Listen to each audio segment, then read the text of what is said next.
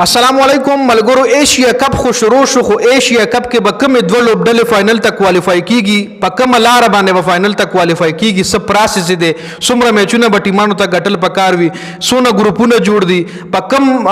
مطلب په کومه طریقه باندې د ایشیا کپ روان دی په دې باندې په دې ویډیو کې در سره ډېر اهم معلومات شریکوم چې داسې معلومات په تاسو له تر اوسه چا هم نه وي درکړي په دې ایشیا کپ کې دوه ګروپونه جوړ دي وروره فائنل ته به لکه ټیم څنګه کوالیفای کیږي څومره میچونه به ګټي نو فائنل ته به کوالیفای کیږي په دې ویډیو کې مکمل په خبره کو ګوره دوه ګروپ جوړ دي په یو ګروپ کې تاسو لخکار یا لډي ګروپونه ګروپ A ګروپ B ګروپ A کې تاسو ګوره انډیا پاکستان عمان یونایټډ عرب امارات ګروپ B کې افغانستان بنگلاديش سریلانکا هانګ کانګ سلور لوبډلې په ګروپ B کې دي سلور لوبډلې په ګروپ A کې دي خو چې د یو بل سره میچ زو کی کنه په ګروپ سټیجز کې نو دوه لوبډلې به مخکې راوند ته کوالیفای کیږي د ګروپ A نه او دوه لوبډلې به د ګروپ B نه کوالیفای کیږي مخکې راوند ته هغه لر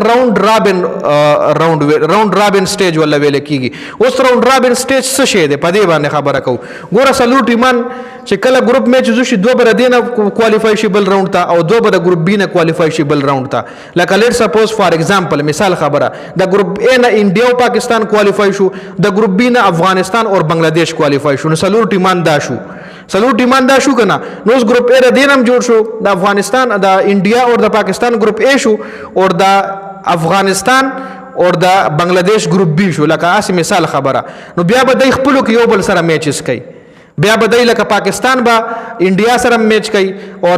افغانستان پاکستان به افغانستان او بنگلاديش سره میچ کوي دغه رنګ انډیا به افغانستان او بنگلاديش سره میچ کوي لکه کم چې دوه لوبډلې بل راوند ته کوالیفای شي نو کې به دوه ګروپ جوړ شي ګروپ A او ګروپ B نو ګروپ A به ګروپ B سره میچز کوي وره په نیکسټ راوند کې به ګروپ A ګروپ B سره میچز کوي په ګروپ سټیج کې به ګروپ A کې ټیمان یو بل سره میچز کوي ګروپ B کې به ټیمان یو بل سره میچز کوي لکه یو بل سره میچ نه کوي د ګروپ A د ګروپ B سره کار نشته دی